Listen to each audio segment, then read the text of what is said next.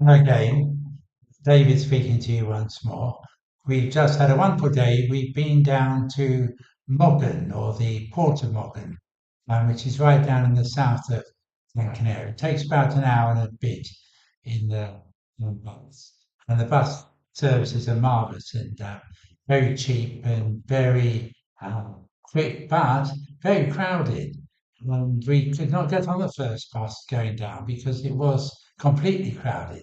But it was a great joy and lovely to see a village in the south of Gran Canaria, which is very much like they say like Venice. It's got one or two canals and it's got beautifully painted houses and wonderful plants and flowers, and so it's a very attractive place to spend a day.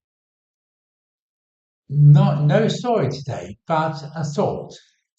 And the thought is this: we're called to love our enemies. And we're also called, I think, as Christians, you and me, to both comfort the troubled, anybody who's going through any sort of problem, physically, mentally, emotionally. We're called to help them, support them, comfort them. And we're also called, I think, to trouble the comfortable. And that is a bit more difficult, isn't it? Because, we do know people who seem to be a bit sort of complacent about everything. Everything seems to be going quite well, and they're very proud of themselves and how they do it. But sometimes we as Christians, I think, and as people, just need to sort of prod them out of their complacency. And the other side of it is, I think, that very often the people who we find a bit hard work in life because they say things which make us think, and they don't always think that we're as wonderful as we think we are ourselves, then those people very often are the ones which, in a sense, are plodding up into action. They're troubling up.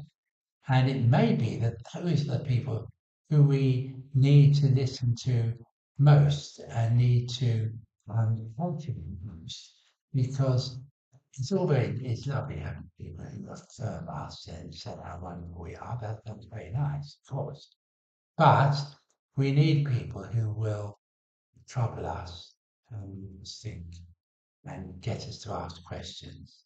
So know that you'll carry on being the wonderful person you are, spreading love and happiness, I'm sure. Remember how precious you are, how important you are, and how much loved you are. And try to help everybody to know how much they're loved too. But maybe just sometimes what and just get them a little bit troubled. Bless you, and I'll speak to you tomorrow.